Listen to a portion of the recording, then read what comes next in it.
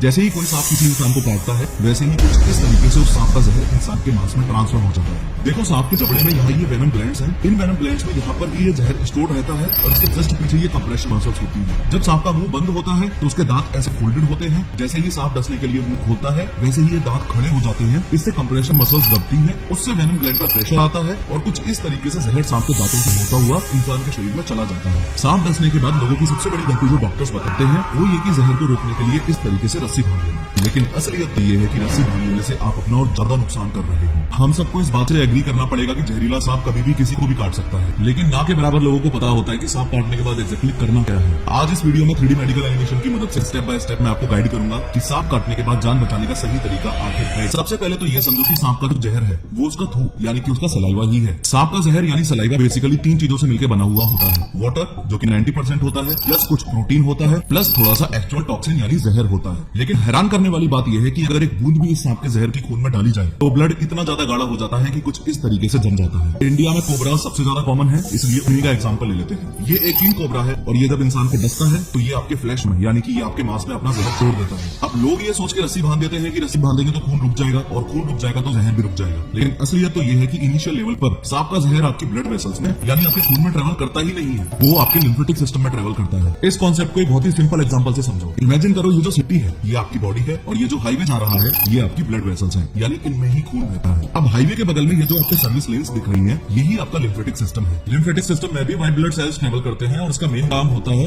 आपकी सिटी को यानी कि आपकी बॉडी को क्लीन करना। चौंकाने वाली बात यह है कि इनिशियली सांप का जहर भी इन सर्विस लेन्स में ही यानी इस लिम्फेटिक सिस्टम में ही ट्रेवल करता है, आपके हाईवे पे नहीं यानी आपके ब्लड वेसल्स में नहीं। इसलिए सांप काटने के बाद जैसे ही आपने रस्सी बांधी वैसे ही आपने सिर्फ हाईवे पर बैरिकेड लगाई है, सर्विस लेन्स अभी भी खुली पड़ी है और जहर उनके थ्रू आपकी बॉडी में ट्रेवल ऑलरेडी कर चुका है। इसलिए रस्सी बांधने से आपका नुकसान कुछ ऐसे होगा कि हाथ के उतने हिस्से में पहले तो ऐसा एडिमा डेवलप हो जाएगा, फिर ऐसे ब्लिस्टर्स पड़ जाएंगे और हाथ नीला पड़ जाएगा और सबसे लास्ट में कंपार्टमेंट सिंड्रोम की नौबत आ जाएगी, यानी मसल्स पर इतना प्रेशर डेवलप हो जाएगा कि वो वहां से फट जाएंगे। सो बात की एक बात यह है कि सांप काटने के बाद अगर आपने रस्सी बांधी तो जहर तो शरीर में वैसे ही फैला, ऊपर से हाथ काटना पड़ेगा वो अलग। साथ ही ये बात भी याद रखो कि ये इनिशियल स्टेज थी, वरना ऐसे तो सर्विस लेन्स लास्ट में जाके हाईवे में ही मिल जाती है। हाँ, बॉडी में भी। सांप काटने के बाद जान बचाने के लिए अगर सबसे घटिया हरकत कोई की जा सकती है तो वो ये है।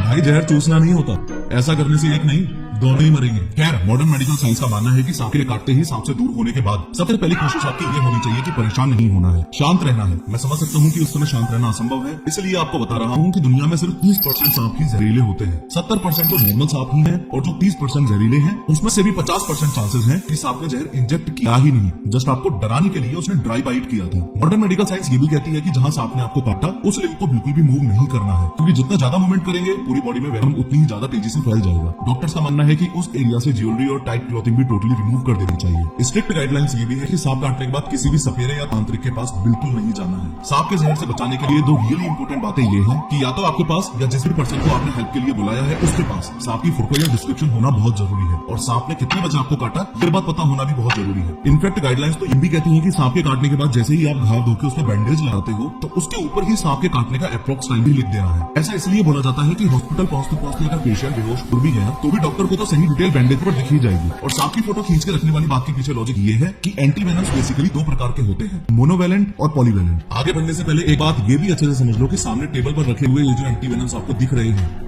सांप काटने का ये एकमात्र इकलौता इलाज है।